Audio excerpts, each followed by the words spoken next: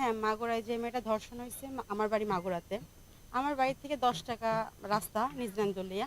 ওখানে যে মেয়েটা ধর্ষণ হইছে, ওই মেয়েটার মানে শ্বশুর আরকি, মেয়ের শ্বশুর আরকি ধর্ষণ করছে।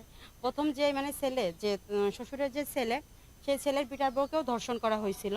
কিন্তু সে মেয়েটা গরিব বিধায় অসহায়, এই কারণে কারো কাছে কোনো কিছু প্রকাশ করে নাই। তো সবাই যে একটা সাধারণ মানুষ যেভাবে বাঁচে বা একটা হাই সোসাইটি যেভাবে বাঁচে, দুজনের কিন্তু পার্থক্য কিন্তু অনেক আলাদা। তো মেয়েটা বাচ্চা, ঠিক আছে, তোর সমস্যা হচ্ছে বা তোর কোনো প্রবলেম হচ্ছে বা রাস্তা আছে, দৌলতদিয়া আছে, মানে কত জায়গা আছে, তুই কেন ছোট একটা বাচ্চারে তুই এইভাবে ধর্ষণ করলি?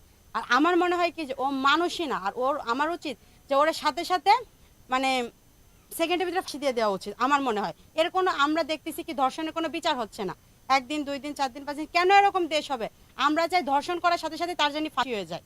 সরকারের কাছে যাতে তারা না দেওয়ার আগে তার ফাঁসি হয়ে যায়। কারণ ওদের কোনো বাপ মা নাই। ওদের যদি ভিতরে যদি বাপ মা থাকতো বা মনুষ্যত্ব থাকতো, তাহলে ওরা কখনোই এই কাজগুলো করতো না। আমরা মেয়ে হয়ে লজ্জিত যে আজকে দেশটা কোথায় গেছে, কি হচ্ছে দেশটা। এখানে আপনি দেখেন ৩ বছরের বাচ্চারা, যে ৮ বছরের যে আসিয়া বাচ্চাটা, তার ড্রেস গেটআপ কি খারাপ ছিল? সে তো স্বাবলম্বী না, তাহলে তাকে কেন রেপ করলো? তারপর চিটাগাঙ্গে একটা ৭ থেকে ৮ বছরের মেয়ে রেপ হয়েছে।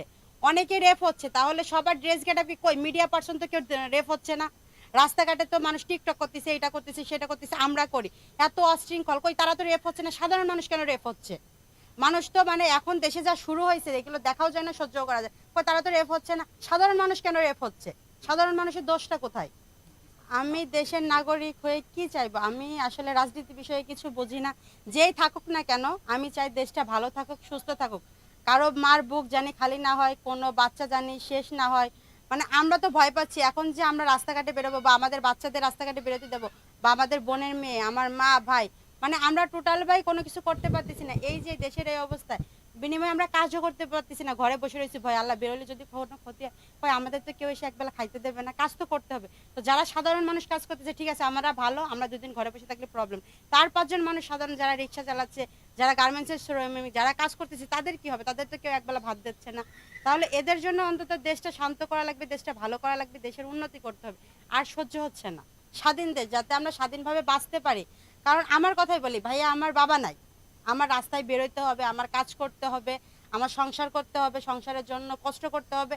তো আমারে তো কেউ খাওয়াবে না, বা আমার স্বামী এনেও খাওয়াবে না, বা আমার বাবা, আমার দুইটার কোনোটাই নাই। তো যাই হোক, এখন যারা বিয়ে করে নাই বা যারা বিয়ে করবে, যাদের বাবা নাই, তাদের তো কাজ করে খাইতে হবে। আমি তাদের পক্ষে বলতেছি যাতে দেশটা সুস্থ বা সাধারণভাবে দেশটা সুন্দর হয়, এটাই চাই আমি। হ্যাঁ, নিরাপত্তা দিচ্ছে, নিরাপত্তা হচ্ছে, আগের থেকে অনেক ভালো হয়েছে। তারপরে এর ভিতরে তো সবকিছু আছে। আমি মনে করি যে যারা চুরি ছিনতাই করতেছে তাদের তো শাস্তি দেওয়া উচিতই। তার থেকে যারা ধর্ষণটা বেশি হচ্ছে, ধর্ষণের ফাঁসি দিয়ে দেওয়া উচিত। পুলিশের হাতে না দিয়ে সাধারণ মানুষ ওদের পিটায় যাতে মেরে ফেলাইতে পারে, এইটাই হলো সব থেকে বড় শাস্তি। এর থেকে বড় শাস্তি আমার মনে হয় না আর কোনো কিছু আছে। আর ওদের ভিতর ব্যাপারে যে আইনজীবী দাঁড়াবে, যে কেউ দাঁড়াবে, তার জানি সরকারি চাকরিটাই না থাকে, আমি মনে করি। রোজার মাস, অবশ্যই রোজা নিয়ে সময় কাটতেছে। রোজা আছি, নামাজ পড়তেছি, আল্লাহর ইবাদত করতেছি। সারা মাস তো অনেক পাপ করি, অনেক কিছু করি। তো রোজার মাস তো আমাদের একটু ভালো থাকা দরকার, তাই রোজার মাসে আল্লাহর নাম নিচ্ছি।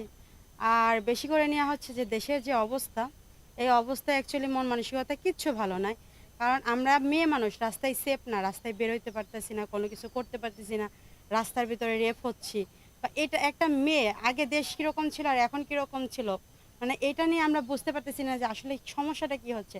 আমরা যে ঘরের থেকে বেরোয় যে বাজার করতে যাবো, সেতেও যাইতে পারতেছি না, ভয় লাগতেছে জ্বালা, রাস্তায় যদি কোনো কিছু হয়। কিন্তু মেয়ে মানুষের সম্মানটা সব থেকে বড় জিনিস। এই সম্মানটাই যদি আমাদের চলে যায়, তাহলে মনে হয় না যে লাইফে বেঁচে থাকার থেকে না থাকাটাই ভালো, আমার মনে হয়।